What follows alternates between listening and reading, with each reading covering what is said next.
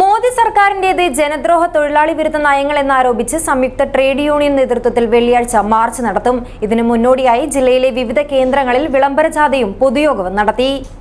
Totomal, biggest showroom for kitchen, home appliances and toys. Totomal, Nayamarmula, Kasaragod.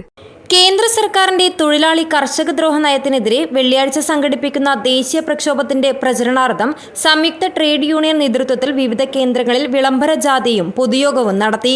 Kasaragod നടന്ന വിളംബര ജാഥയിൽ നിരവധി പ്രവർത്തകർ പങ്കെടുത്തു. തുടർന്ന് നടന്ന പൊതുയോഗം CITU സംസ്ഥാന സെക്രട്ടറി TK രാജൻ ഉദ്ഘാടനം ചെയ്തു. കൃഷിക്കാരുടെ സമരം ഐതിഹാസികമായ സമരം 1.5 വർഷക്കാലം നീണ്ടുനിന്നു.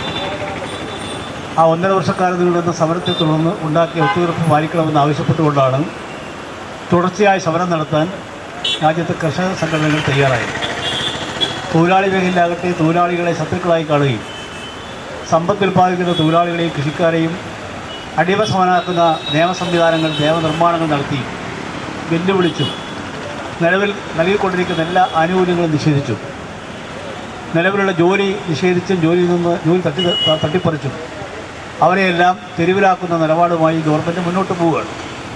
ആ നടപടി തിരുത്തണമെന്ന് ആവശ്യപ്പെട്ടുകൊണ്ടാണ് ഈ സമരവും പോരാട്ടവുമെല്ലാം തികഞ്ഞ ജനാധിപത്യ മര്യാദ പാലിച്ചുകൊണ്ട് എല്ലാ ജനാധിപത്യ മര്യാദകളും പാലിച്ചുകൊണ്ടാണ് സമരങ്ങളും പ്രക്ഷോഭങ്ങളും നമ്മൾ നടത്തുന്നത്. ബിജു ഉണ്ണിത്താൻ അധ്യക്ഷനായി. CMA Jaleel, B Sukumaran, Thulaseedharan ബളാനം, K Raveendran, Girikrishnan, R ധന്യവാദ്, P Janaki, B ശോഭലത, A Narayanan എന്നിവർ സംസാരിച്ചു. PV കുഞ്ഞമ്പു സ്വാഗതം പറഞ്ഞു. News bureau, Kasaragod.